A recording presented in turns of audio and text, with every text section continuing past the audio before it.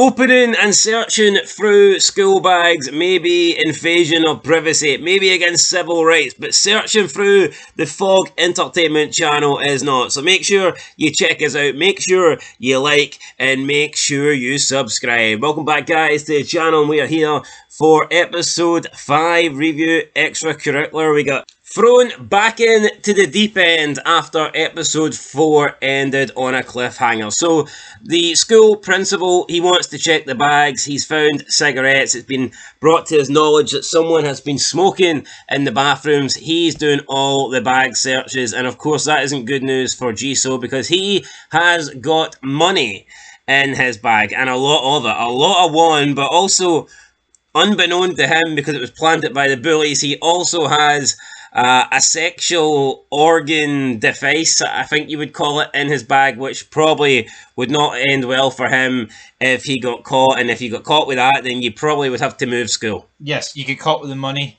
God knows what people would put 2 and 2 together with. Yeah, so get your butt buddies today. Yeah, money, and you know, a sexual plastic organ. It's not looking good. So the principal wants to go through the bags. Jisoo's like, nah, I can't let you. It's an invasion. It's against my civil rights. To which the other teacher, Jin-woo, agrees with Jisoo, but we get the principal not happy about this. He blames the other teacher, saying this is why the students don't respect us, because of shitty teachers like you. And I mean, I can kind of see his point. Like, I mean, I think sometimes soft teachers do enable kids to take advantage, but I don't think Jin-woo feels like a soft teacher. He just feels like compassionate, and he almost feels like he's trying a different approach with the students. He's like trying to be their friend a little bit in order to open up and communicate with them. Like, I believe that the principal teacher's a bit out of touch. Out of touch. You're out of time. I think maybe the best way of going around it is searching the bag out of classroom, not in front of everyone. Possibly, but then again, he makes a full scene about it. Yeah, I mean, should he have just kept, but then again, the bag was going to get searched anyway, the locker was going to get searched anyway, so I guess he had to make a move.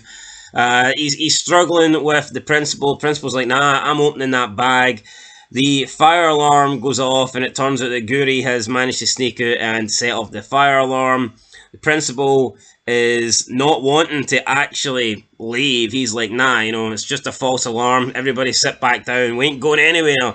And Jin-woo says, are you insane? Do you want us all to burn to death? What are you playing at? You know, you got to get out of here. Plus, we've seen a lot of people videoing this, and yeah, just it didn't look good. So they do decide to leave the classroom, and Jisoo and Gyuri meet up outside, and everyone's sitting there. Get the bully asking, is he fucked? And they don't know if he's fucked because they don't know what the teacher's seen in his bag. But the video camera, what did that see? Well, that seen Gyuri set off the fire alarm. I mean, it was very obvious. She's going up the steps, and then she does like a 180 and looks at the fire alarm, and then like falls into it and pushes it. So she gets questioned on that by the principal. And again, you can just see he's not good at dealing with situations like this. Gyuri turns the waterworks on and says it's because no one looks at her, no one watches her, no one notices her, and if she didn't basically set off the fire alarm, no one would know she's even there.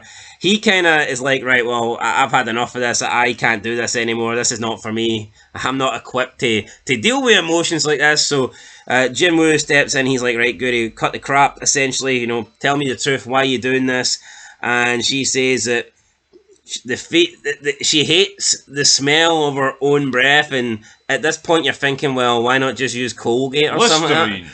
But it turns out that she's sick of her own breath because breathing is all she can do, alluding to the fact that she's simply, at the moment, just living. I mean, she's breathing, but she doesn't feel alive. Breathing is all she can do to get through life because I guess she's straight out fucking miserable at this point. So yeah, Jin-woo doesn't really know how to take this, and later we see him go through some documents, and it shows that Jisoo and Gyuri are hanging out more together, and they're like kind of like the same but also like polar opposites as well at the same time. And while they've been hanging out, Jisoo's grades have been going down the toilet, and I guess he's trying to put two and two together. Gyuri finds the sexual organ. I don't even know what you would call it. We'll call it the I don't know, the vibrator or something for the sake of the video. But he's got like the sex toy. I mean, we'll call it the sex toy, and he says it's not his, so she runs about with it and says, well, if it's not yours, why do you want it back? Well, maybe he just doesn't want you running about school waving this fucking big dildo in there, like, you know? Yeah. That could be a possibility. But she quickly stops waving it after she sees this big fancy car down the driveway of the school, and it turns out that it's her mother. She gets in. Jisoo also gets told to jump in, and straight away, I mean, you can just see that Gyuri's mother here is an absolute control freak. Jisoo tries to answer questions. She's like, I'm speaking with my daughter. And then when Gyuri tries to answer questions, she's like, I'm not talking to you. I'm talking to your friend here. And she basically says that, have you two had sex? Are you denying it? Are you admitting it? Jisoo, he's awkward at the best of times. So, I mean, he's feeling the pressure right here. If he just turned around and said, fuck up, would you? How great would that have been, Jisoo? But, I mean, we're coming from a guy here that's got no parents. Well, no good parents. Aye. But then again, I mean, Gyuri's parents ain't exactly the greatest either. Control. I mean, they'll allow their daughter to be pimped out for money and success, I guess. So, yeah, he's just kind of sitting in the back seat, awkward as fuck, and Gyuri's been told that she's rebelling again, but she's saying, no, I'm not rebelling, I'm legitimately trying to kill myself because I essentially hate my life and I hate yous, and that her mother's not happy that she basically, she and her husband got the blame for the fire alarm. You have to cut long ways to kill yourself. Yeah, well, that's good to know in the future, so there you go. But when August 12th comes around, don't remonetize this channel. Yeah, I'll be there, Gyuri! Yeah, this channel's back, guys, August 12th, so make sure you're liking and you are subscribing. But, I mean, with Jisoo, who, I guess, has no money, and that's why he's doing this. Then you've got Gyuri, who has a lot of money, but it's not hers, and the money's making her miserable because it's connected to her family. I mean, who needs this more, so to speak? We don't know, but yeah, I mean, at this point, it's almost like Gyuri's mom doesn't want them being together or being around each other. Maybe she thinks that Jisoo's a bad influence on Gyuri. I mean, I kind of think it's the other way around, but yeah, it's definitely the other way around. Yeah, whatever. We then go to Katie's party, and he gets a gift from Minhee, and it turns out the gift's a cap, the gift is a hat, and he doesn't like this gift, and he basically just says that, look, your gifts are pretty subpar lately, they're shite.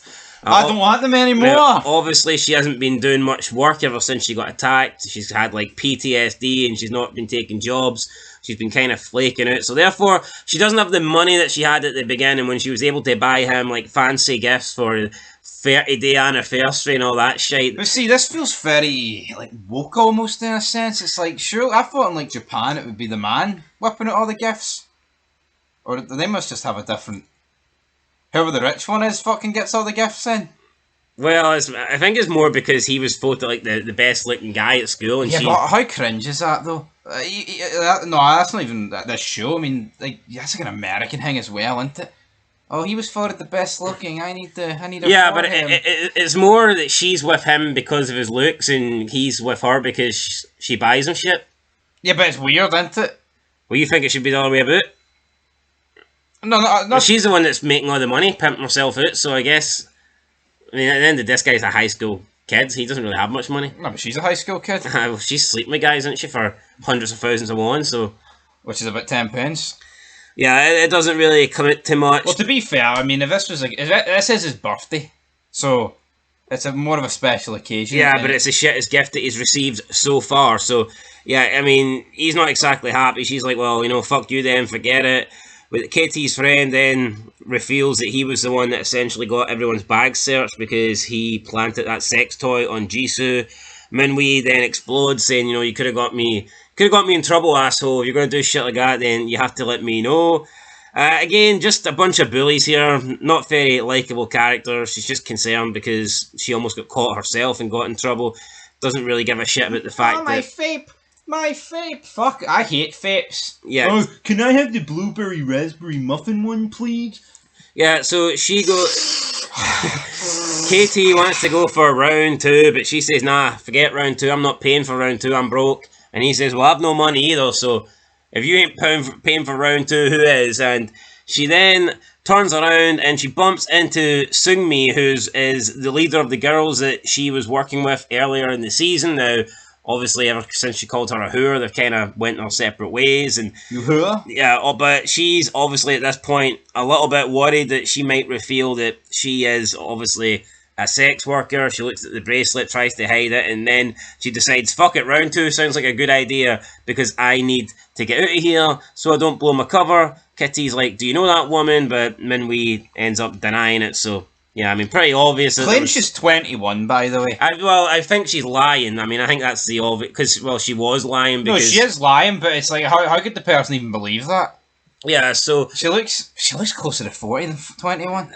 I believe so. So Seung-mi then sits with Minhee, who is like she's the wife of the guy that owns the Banana Karaoke Club, and as Minhee's 2 friends discussed while they were sitting in the karaoke room, her husband is a psycho, he's a killer.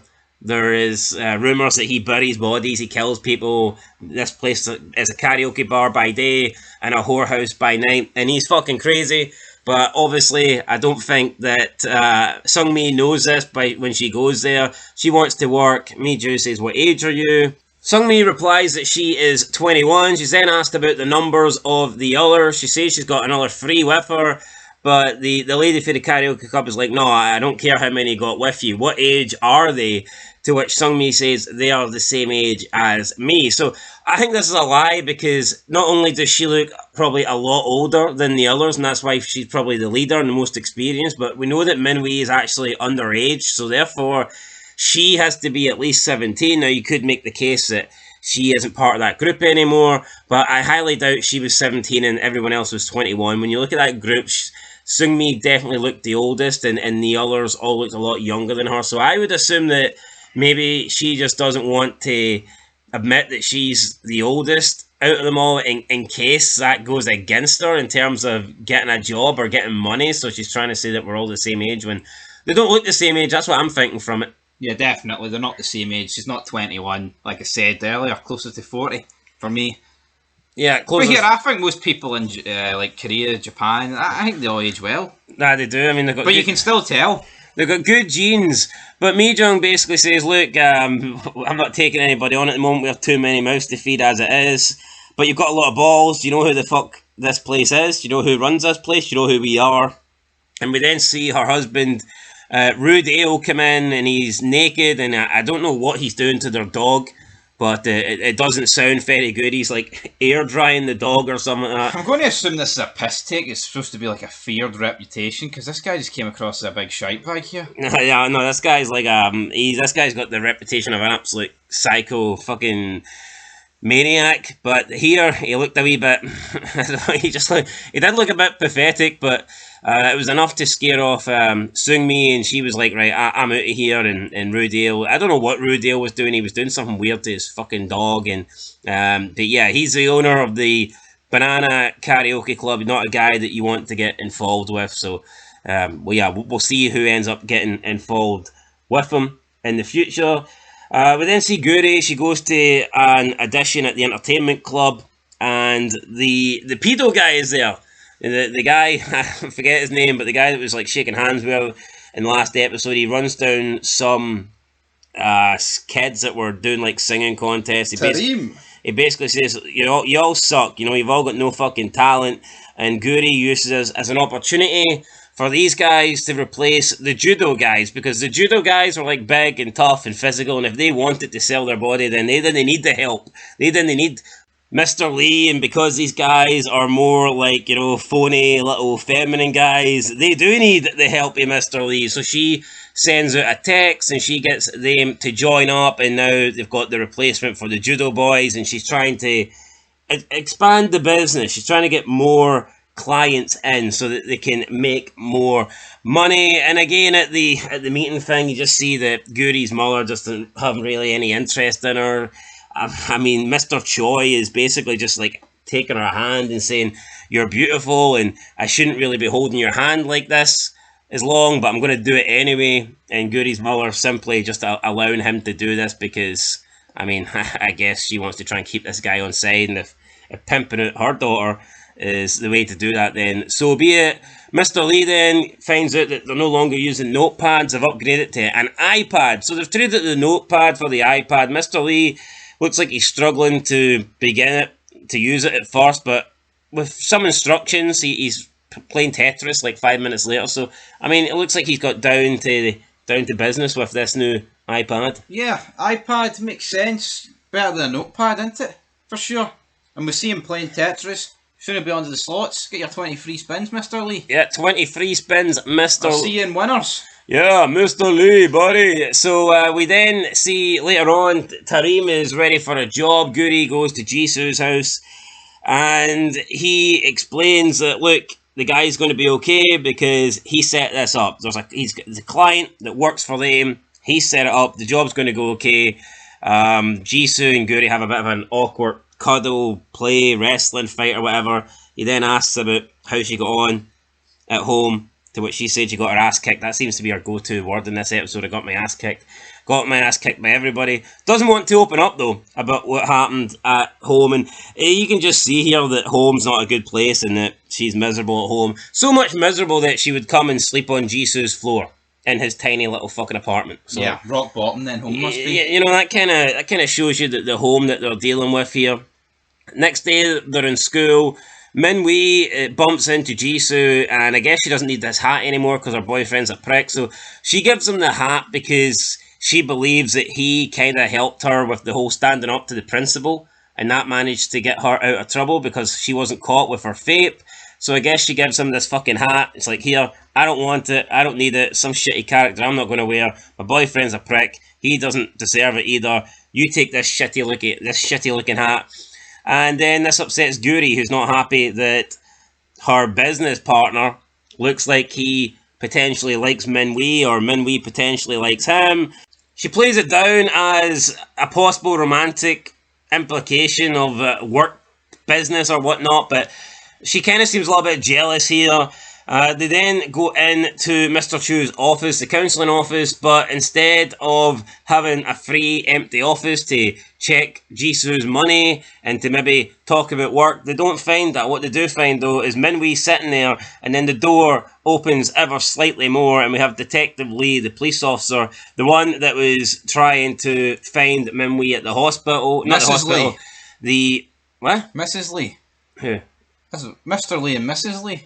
Detective Lee. Aye. Aye, so Mrs. Lee. Yes, Mrs. Lee, god damn it, even though I would say 50% of people probably are called Lee, although Lee's a name that you'd probably associate more with China than Korea. But either way, yeah, not at the hospital, at the hotel, yeah, so the cop was still trying to track down Minhee from when she previously seen her at the hotel. Now she's tracked her down at the school. She thinks, and obviously she kind of knows, like, why was this girl at the hotel? There was a call for, you know, some sexual stuff going on. She's putting two and two together. This is a minor meeting up at a hotel. You know, you do the maths. The Detective Lee here clearly thinks there's some sort of escorting going on, and now she's here to find out the truth. Jisoo and Gyuri are looking on thinking, oh my god, that is us done. Our business is over. It's going to come crumbling down here if Minhee talks. Will Minhee talk, though? That we do not know, because once again, we get left on a cliffhanger. I think cliffhangers are good when they are done correctly, and I think Extracurricular definitely uses them correctly, because every time you get to the ending of an episode, there's a cliffhanger, and you just automatically want to know what is next. So yeah, it's time to get into the rating then. Big Stevie Cool, he's given this a 7. I mean, I do like the drama, but this one I thought was focusing a little bit too much on the drama. I think the lack of action didn't help. The lack of the advancement in the business and the story, I don't think was great either. I did like the scenes with Gyuri and her mother, and at the beginning getting in trouble with the principals, but I believe that in the middle part, I think her recruiting the singers, the failed singers, that kind of dragged on a little bit too much for me. So yeah, I'm going to give this one a 6.